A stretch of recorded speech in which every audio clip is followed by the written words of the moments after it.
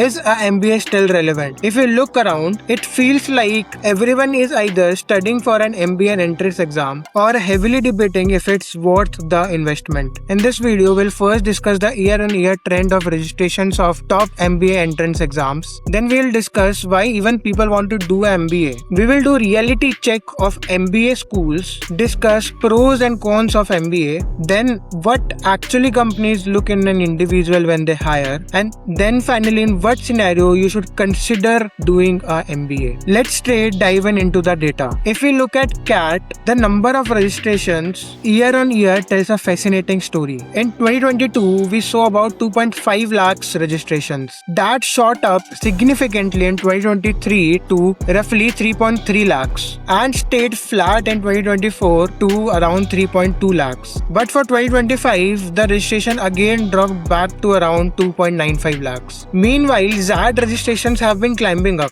going from around 98,000 in 2023 to 1.35 lakhs in 2024 and crossing 1.42 lakhs in 2025. So it shows that the demand of MBA is still there, but it's shifting. Now, why do people even want to do MBA? For large majority, it comes down to a major few reasons. Breaking into elite fields like investment banking or consulting or product management, or securing rapid salary growth, or simply getting that prestigious stamp on the CV, or maybe building connections or network, or just getting an exposure or a break from their current job for the next 2 years. Let me know in comments which one you are out of these. The reality check. Let's talk about the real divide in the management education. Top B schools versus the bad B schools. Let's be incredibly clear about the benefits of an MBA. If you get into a good B school, we are talking about IIM Ahmedabad, Kolkata, Bangalore, ISB or FMS. The perks are undeniable. Currently, the average CTC of these tier 1 elite institutes hover around between 25 lakhs per annum to 35 lakhs per annum. And what you are actually buying is a phenomenal network,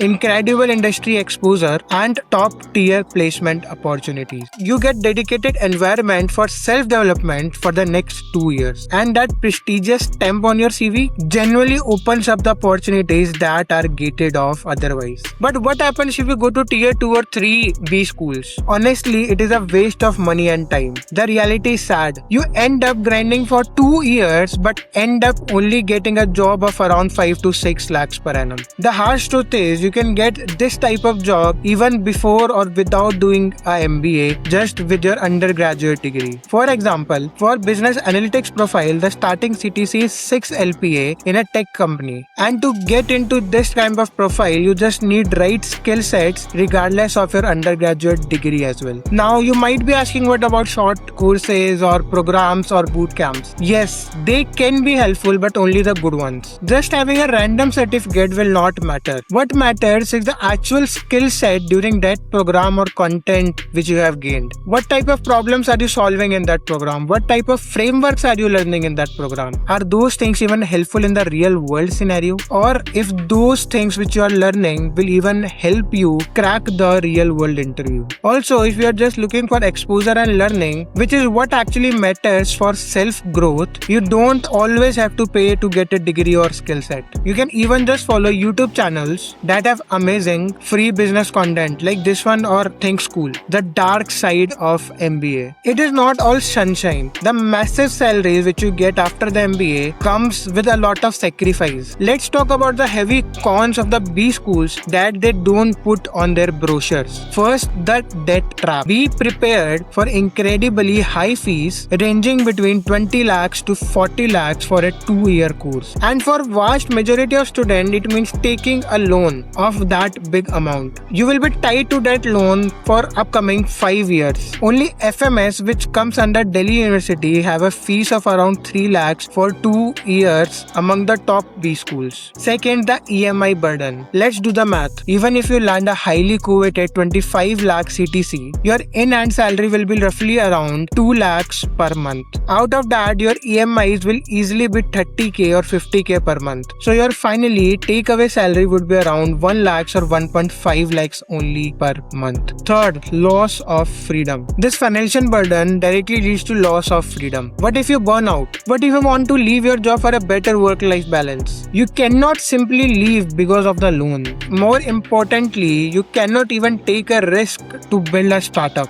Fourth, no guarantees. You're not even sure at this point if you will like the job post the MBA or not. You will have to work hard for a year just to get the ROI. Let me make it very clear. A good stamp on CV is not equal to a very good job which you will like doing. Now let's talk about the current hiring scenario. What do companies actually want? Is that MBA degree even demanded by the people who are paying the salaries? Let's split this into startups and large MNCs. So at startups, ecosystem plays by different rules. They actively prefer hustlers, smart people, or someone with an entrepreneurial experience. In fact, ex-founders are heavily preferred. For a startup, real-world experience is far greater than a bookish knowledge. Your intuition on the ground is far more valued than a rigid book framework. Your raw efforts are greater than a degree. In this world, the degree only gets you to the interview, not the job. Whereas in the large MNCs like Google or Amazon, yes, this degree absolutely help you to get your foot in the door there. But even in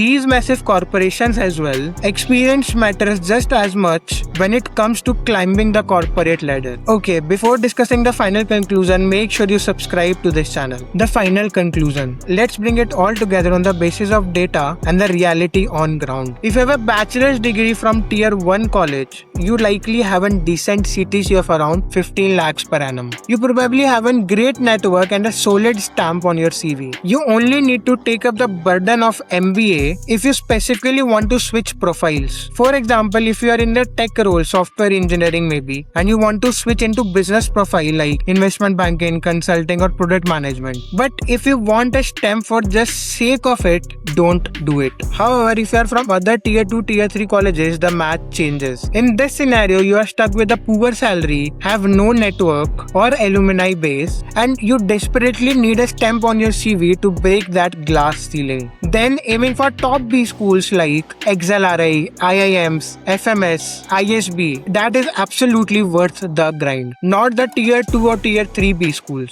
That is a waste of time for sure. And if you want to know how the Chefcut founder was planning to do an MBA but ended up building a startup, watch this podcast. See you in the next one. Bye-bye.